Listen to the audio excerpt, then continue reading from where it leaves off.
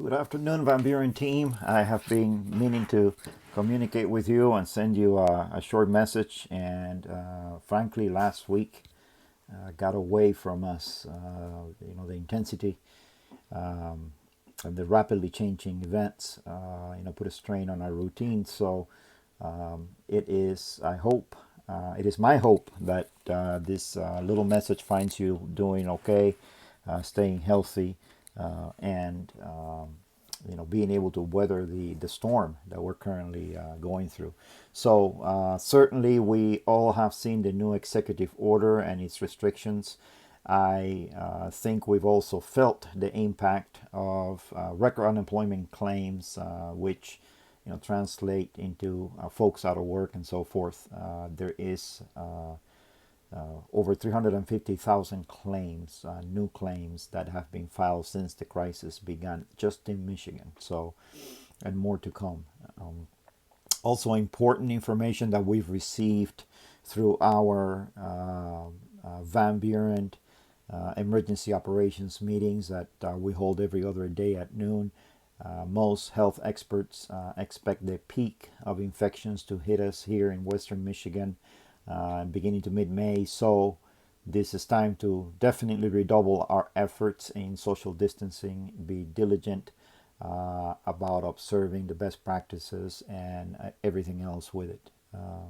So we did some things last week to ensure that if somebody needed some physical things from the office, they were able to get it. And then we are in the process of rolling out a supervisor-led retrieval of casework paperwork that may be mainly needed by children's services staff, and we should be able to accomplish that through the supervisors.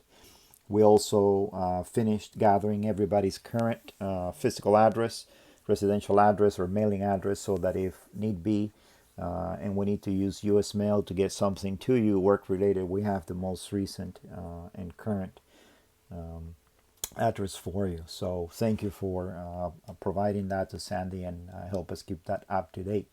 In our public assistance, we certainly have seen the demands go up. We've also had some bridges issues today, and to be expected. I understand that the unemployment claims website has also been strained and may be causing issues. So hopefully DTMB will find some practical, quick solutions to that. Please let your supervisor know if you're encountering that. Also, in order to deal with some of the heightened demands, we've been asked to prepare a few changes with Bridges access and case processing capabilities so that the supervisors and analysts can process cases if need be, should we get to that point. Our increased number of net registrations is high. We had our highest week a couple of weeks ago with 813 in a week, which is significantly, it's almost 3 times what we get in a normal week this time of year. So last week we got up to 650 almost registrations. So the reports indicate that you guys are processing the work. So thank you for your commitment to doing that in spite of these difficult times. Also in the technology area, I think Maria sent last week a few more tutorials on how to work with electronic signatures and how to convert documents, and hopefully this is a skill that you are quickly acquiring and feeling confident about being able to do. And also that know that Mark is available to assist in learning some of these new processes and technology, and any equipment that may require tech or an in-person support, such as the replacement of a phone or a laptop or something that needs that sort of intervention. We want to make sure that we plan it out so that we can observe the best social distancing practice. So make sure that you are letting Mark, your supervisor, and Megan or myself know if this is going to be a need, so we can assist and support you in accomplishing anything of that sort in the safest possible way. In children's services, we've continued to receive some communication guidance, and I urge you to review those. There has been a lot of them. There is also a master list that I've made available to your supervisor or your team lead in all the areas where new communication updates have come up. Your field teams doing the field contacts was just rotated out last week, and they continue to be out in the community. We're glad that we were able to get a supply of face shields, masks, and gloves for them doing this important work. Also coming up tomorrow, there will be a virtual town hall meeting for parents and caregivers, and these will be hosted by the Children's Services Administration. So it's going to be later in the day, so not everybody's going to be able to listen in, but this will be hopefully a forum where parents and caregivers can interact with us. And then obviously, lastly, this is a new time, and it is not business as usual. And we have to do this work, important, critical work, the best that we can. Yes, the mission is still intact, but we can't ignore that our work has changed dramatically. And all of this has an effect on us, not only professionally, but also personally. So we think, what about canceling church, school, work, sporting events, gatherings? Can that be hazardous to our health?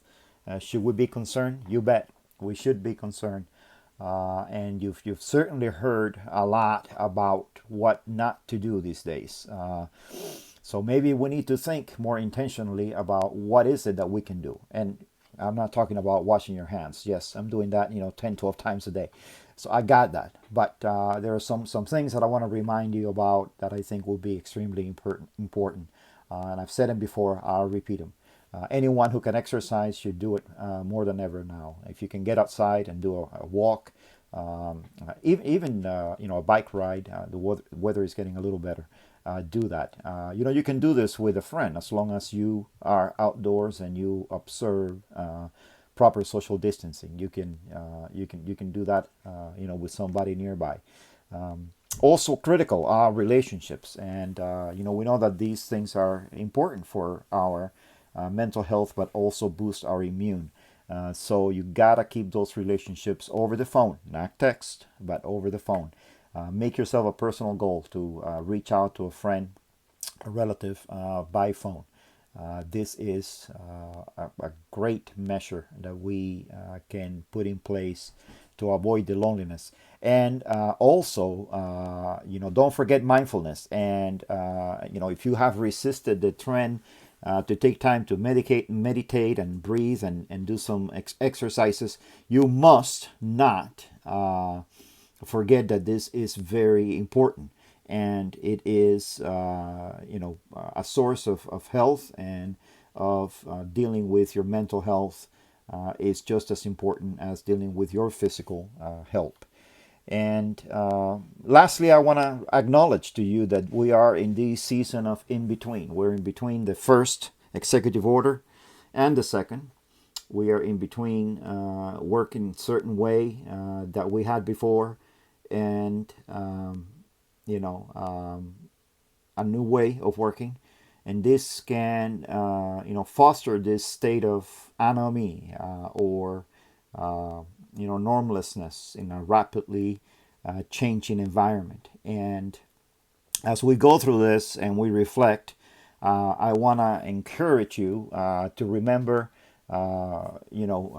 something about where we've been and where we may be going with all of this. And I will summarize it the following way, which is: between denial and despair, there is destiny. So certainly we have these 3 Ds to remember. Between denial and despair, there is destiny. So this may be the very chance that we have to be in a new portal, a new place where we forge a new strength, doing things differently, where we recommit ourselves to the service to the public, that is so important that drew us to this profession, and make sure that this space in which we're not sure what's going to happen and how this is going to end is used for good to fulfill a destiny that will carry you into the next steps. So be well, stay healthy. I will send you an update as soon as I get another chance.